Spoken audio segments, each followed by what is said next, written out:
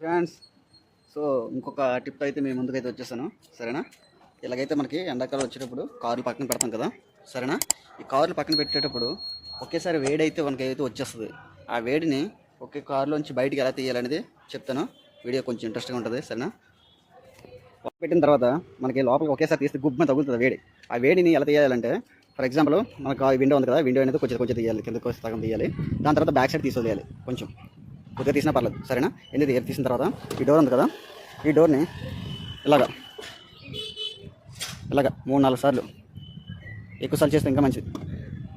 ఇలా చేస్తే ఒక 10 టైమ్స్ ఇలా చేస్తే ఈ లోపల ఉన్న వేడి పుషప్ చేసిన తర్వాత ఈ వేడంతా దీంట్లోకి వచ్చే ఈ బ్యాక్ సైడ్ నుంచి అయితే వచ్చేస్తుంది. సరేనా? దీనివల్ల ఏంటంటే ఒక్కసారి ఇంత వేడి ఉన్నది కూడా మీకు 1 మినిట్లో లోపల అనేది ఏసీ వేసిన వెంటనే మీకు కూల్ అయిపోద్ది అనమాట. సో వీడియో లెక్చర్ కంటెంట్ నచ్చితేనే సబ్స్క్రైబ్ చేసుకోండి. Bye, thank you.